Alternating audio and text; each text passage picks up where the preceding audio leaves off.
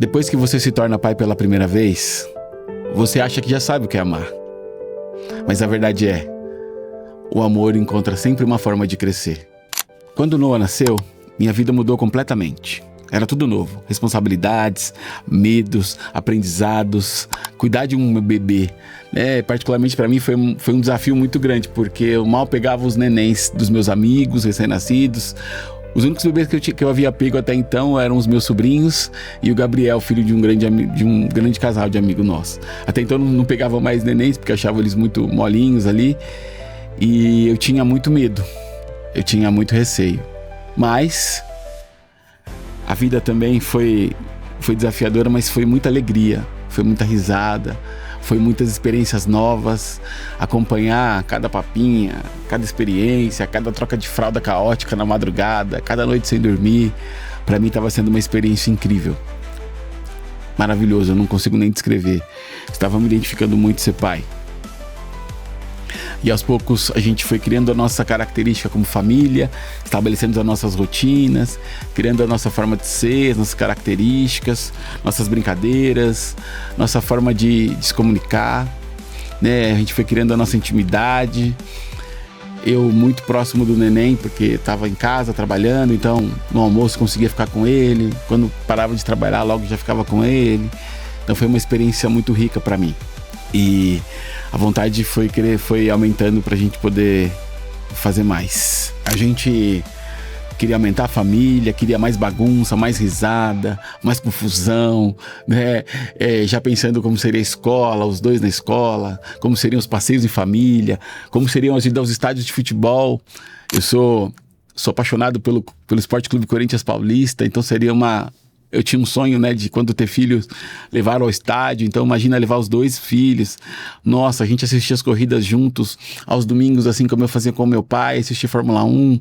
Claro que nós tínhamos o Ayrton Senna na época, mas agora a gente tinha outros ídolos também, né? Poder assistir com eles os jogos de basquete, poder ir na barbearia com eles pra gente poder cortar o cabelo, deixar o cabelo bonito. E como a ideia de ter mais filhos fazia sentido para nossa família. Era um desejo meu, desejo da minha esposa Célia, então era uma coisa muito bacana. A gente queria fazer, a gente precisava fazer, né? Até que veio a notícia de que a gente estava grávido. E eu me lembro exatamente da sensação. Claro que é um susto, né? Um medo, por mais que a gente queria e estava esperando, é mais uma responsabilidade enquanto pai, é mais uma responsabilidade enquanto mãe, né? Mas a alegria veio de uma forma muito maior. Aquele frio na barriga, aquela expectativa, aqueles projetos, aqueles sonhos. Como foi bacana viver essa sensação novamente. Como foi incrível poder estar junto. Como foi incrível poder ouvir de novo, né, as batidas, ouvir de novo os sentimentos. Como foi, e agora com uma nova expectativa, porque a gente já tinha uma criança, né, que estava ali beirando um ano e alguns meses. Então ter outro filho na sequência seria incrível, porque eles cresceriam juntos, porque eles brincariam juntos, porque viveriam as experiências que eu passei com a minha irmã e com o meu irmão, que a minha esposa passou com os irmãos dela. Nossa, como seria bacana. Como a gente já sonhava, eu conseguia ver os detalhes. Eu sou uma pessoa muito sonhadora. Então eu conseguia ver os detalhes, eu conseguia imaginar o quarto deles, eu conseguia imaginar a gente no carro cantando uma boa música, a gente brincando, a gente rindo, eles também brigando. E nossa, eu imaginava nós sendo um irmão mais velho, eu imaginava ele ensinando pro irmão coisas diferentes. Como a gente sonhou com isso, como a gente queria isso, né? E estavam tudo correndo bem, a minha esposa não tinha enjoos, a gravidez era normal, a gente seguia semana após semana, né? A gente foi no primeiro ultrassom e não identificou nenhum problema, então a vida seguia de forma normal e natural. A gente era feliz, a gente estava com muitos planos e sonhos, a gente começava a já sonhar, eu ansioso, né, por saber o sexo do neném, eu querendo saber, eu querendo descobrir, eu querendo fazer. já querendo, né, mexer no quarto, já querendo aumentar a casa, vamos ter que aumentar a casa, vamos ter que mudar de apartamento, vamos ter que fazer várias coisas. E os sonhos, eles vinham e eles estavam aflorando no meu coração. Até que chegou o dia do ultrassom morfológico. Até que chegou o dia que aparentemente começa como qualquer outro dia. Começa como um dia comum, com um dia especial, pelo batizado do nosso filho mais velho, também pela descoberta do sexo do nosso filho, mas era um dia comum. Era mais um ultrassom dentre inúmeros que nós já havíamos feito. Era mais um ultrassom, era mais uma consulta médica, era um sábado pela manhã, me lembro bem da ida, foi uma ida alegre, nós cantávamos músicas no carro, nós preparávamos para saber o sexo, a gente queria fazer, a gente tinha muita expectativa nesse dia. A gente planejava o batizado, o que nós faríamos depois, como que nós celebraríamos, se iríamos comer uma pizza com a família, se a gente queria fazer um churrasco, o que seria, como celebraríamos isso. Mas a vida tinha outros planos para nós. Chegando no consultório médico, estava tudo indo muito bem, mas eu consegui perceber olhares diferentes. Eu consegui perceber que o tempo do exame estava diferente. O tempo do exame estava maior do que antes. E com isso, eu fui percebendo, fui entendendo. E comecei a perguntar, a médica pediu um tempo. E parecia que o tempo não passava. Sabe, parecia que eu estava num looping, eu comecei a pensar em inúmeras coisas. Só que ao mesmo tempo eu vi o coração do neném, então eu sabia que ele estava vivo. Mas eu pensava várias coisas.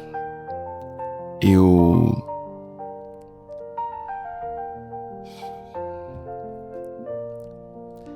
pensei várias coisas, eu pensei que talvez ele não conseguisse sobreviver. Até que a médica trocou a forma de fazer o exame, mudou as posições e ela começou a suar. A enfermeira estava brincando com meu filho, parou de brincar, ficou com uma expressão séria, olhando para o computador todo o tempo. Eu olhava para o computador, mas mesmo não entendendo nada. E aí eu percebi que, de fato, algo muito grave havia acontecido. A minha esposa ainda não havia caído a ficha dela, e aí eu falei para ela que alguma coisa estava errada. E aí a médica falou, olha, paz, ela saiu de onde ela estava, ela se posicionou na nossa frente e falou, tem alguma coisa de errado. Pelo que eu estou enxergando aqui, e ela circulava exatamente o lugar, ela falou, olha, eu vejo aqui uma malformação cerebral. Eu vejo que o tubo neural não fechou. Até então, sabia muito pouco sobre o que era o tubo neural. Hoje eu sei que essa parte aqui de trás do crânio. E ela falou que o tubo neural do nosso neném não havia fechado. Isso chama-se encefalocele occipital. Com isso, nessas condições, dificilmente a gestação chegaria ao fim. Geralmente, nesses casos, a gestação se interrompe ali pelo quarto de 4 a 6 meses. Ele interrompe, a gestação se interrompe, então ela, ao mesmo tempo que ela foi muito dura conosco, ela também nos amou. Ela disse que o melhor a ser feito era não fazer nada, era não divulgar para as famílias, era não fazer enxoval, era não ter expectativas, mas ela foi muito amorosa. Ela também nos disse que era um menino e que sentia muito por dar essa notícia pra gente. Eu não sei, eu não me lembro agora os detalhes, mas acho que dificilmente ela continuou o trabalho aquele dia, porque ela ficou completamente desolada. Ela nos orientou a procurar um especialista para que a gente entendesse os desdobramentos e para que a gente fizesse um acompanhamento mais detalhado. Então, um dia que era de festa, virou um dia de tristeza. Eu nunca vou me esquecer do que o médico nos disse depois. Eu não consigo esquecer. Tá gravado no meu coração, na minha memória, e eu vou contar para vocês todos os detalhes no próximo episódio.